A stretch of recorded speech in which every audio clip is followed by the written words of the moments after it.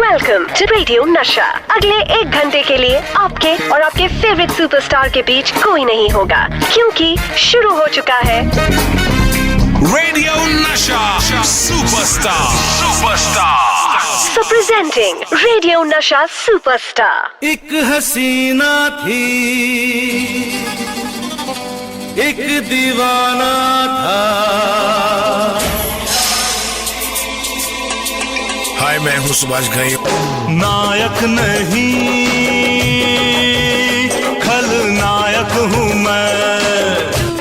मेरा जानू है, तू मेरा दिलबर है। My name is Lakhan, my name is Lakhan. सजनों का सजन मेरा नाम है Lakhan.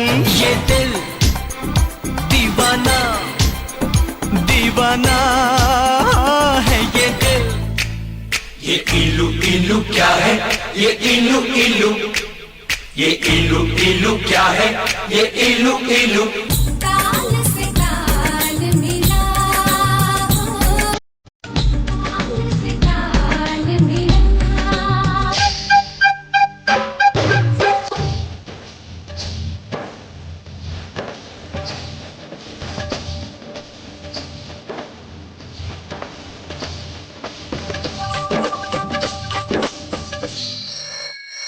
Welcome to radio Nasha superstar. अगली आवाज होगी हमारे रेडियो नशा सुपरस्टार सुभाष घई की। हाय, मैं हूँ Subhash Ghai.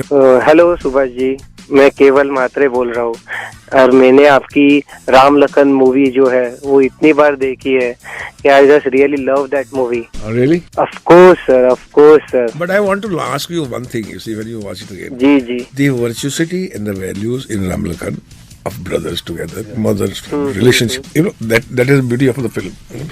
Apart from Vendetta जो भी है, अभी वो जो वर्चुअसिटी है, जो रिलेशनशिप है, वो टेलीविजन के सीरियल्स में आ गया।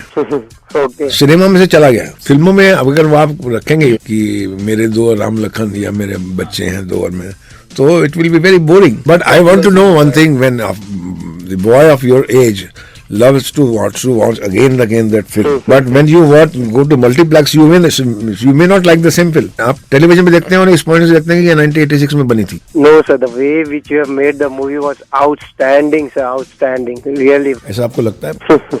हाँ जी। Thank you very much. Thanks a lot sir.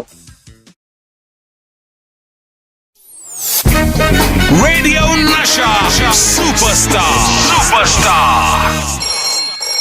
Welcome to radio Nasha superstar. अगली आवाज होगी हमारे रेडियो नशा सुपरस्टार सुभाष घई की। हाय, मैं हूँ सुभाष घई। हाय, मेरा नाम दानिश है। मेरा आपसे सवाल ये है कि आपने न्यू कमर जैकी श्रॉफ के साथ हीरो जैसी बड़ी फिल्म क्यों बनाई? हीरो बनाने का जो मेरा इरादा हुआ वो ये था कि उस वक्त भी स्टार सिस्टम जो है बहुत ज्यादा भारी था फिल्म इंडस्ट्री पे। तो क्या होता है कि जब भी स्टार सिस्टम जिस वक्त बहुत ज्यादा भारी पड़ता है, तो जो भी क्रिएटिव लोग हैं, डायरेक्टर्स हैं, राइटर्स, वो अपने स्टेटस को मेंटेन करने के लिए अपना काम दिखाना शुरू करते हैं, जो आज हो रहा है। तो उस वक्त भी ऐसा था कि कोई भी बड़ा स्टार जो था वो 12-12, 25-25 फिल्में करता था। तो 2-2 घंटे, 4-4 घंटे शूटिंग के लिए आना और फिर चले जाना। तो मैं बहुत तंग हो चुका था। एक फिल्म बनी थी क्रोधी, तो उसके बाद फिर मैंने जो फिल्म बनाई, कर्ज तो मेरे कंट्रोल में थी, लेकिन जब फिल्म बनाई थी विधाता, तो विधाता में मैंने उस किसी भी करंट स्टार को नहीं लिया था। मैंने सिर्फ दिलीप साहब को, जो कि एक सेकेंड इनिंग प्ले कर रहे थे उस वक्त, और एक नया लड़का था संजय दत्त, जो भी एक छोटी सी पिक्चर शुरू हुई थी उसकी, रॉकी। तो मैंने कहा कि मैं न्यू कमर को लूंगा और एक वेटरन एक्टर को लेकर दादा और पोते की कहानी लिखो, बाप को निकाल दो, क्योंकि बाप को निकालोगे तो स्टार लेना पड़ेगा, जो 3 जनरेशन की कहानी होगी। तो मैंने दादा पोते की कहानी बनाई और विधाता बनाई और वो हिट हुई। तो उससे मेरे को थोड़ा सा एक और इनकरेजमेंट, प्रोत्साहन मिला कि अल्टीमेटली फिल्म चलती है, स्टार्स नहीं। ये नॉर्मली हर डायरेक्टर का अंदर का ख्वाब होता है कि वो ऐसी फिल्म बनाए जिसमें स्टार की जो है वो छाया ज़्यादा ना हो और उसमें डायरेक्टर का एक अपना परछाई हो और डायरेक्टर का एक अपना क्रिएशन का एक डोमिनेशन हो। आपने देखा होगा कि, और ये बात जो है डायरेक्टर्स की और स्टार्स की, हमेशा ही आपस में ईगो क्लैशेस रहेंगे। कोई भी फिल्म जब चलेगी तो स्टार्स अपनी क्रेडिट लेगा और डायरेक्टर अपनी क्रेडिट लेगा।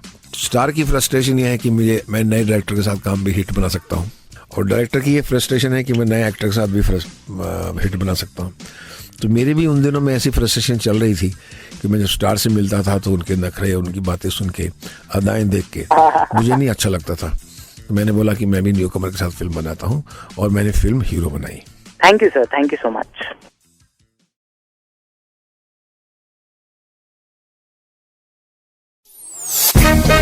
Radio Nasha Superstar. Welcome to radio Nasha superstar. अगली आवाज होगी हमारे रेडियो नशा सुपरस्टार सुभाष घाई की। हाय, मैं हूँ सुभाष घाई। हाय सुभाष घाई सर, मेरा नाम है मोनाली और मेरे को आपसे एक छोटा सा क्वेश्चन पूछना है कि आपको शोमैन के नाम से क्यों जानना चाहता था? भैया मुझे तो पहले बहुत ऑकवर्ड लगता था, क्योंकि हमें बचपन में क्या करता है, शो ऑफ बहुत है, ये मतलब शो ऑफ करता रहता है।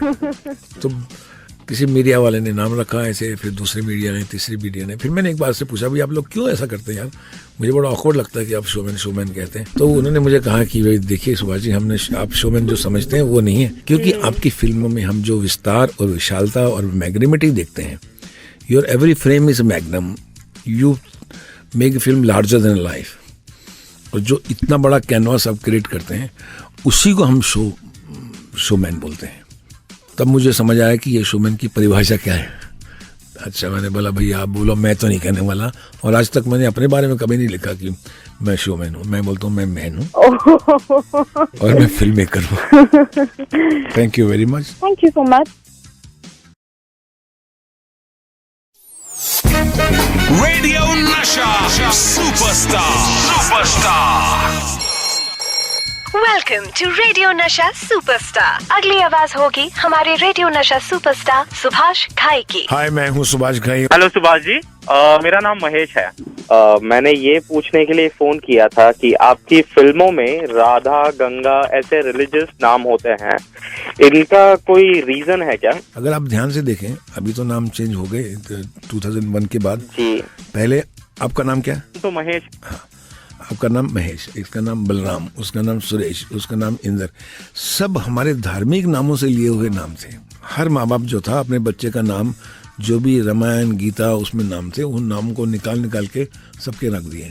तो हम सब गॉड ही हैं। जी, जी। तो फिर ज्योति, पूजा, राधा, मंदाकरी, फला सब नाम रखने शुरू किए। तो राधा जो था वो एक प्रतीक होता था कृष्ण की लव स्टोरी का।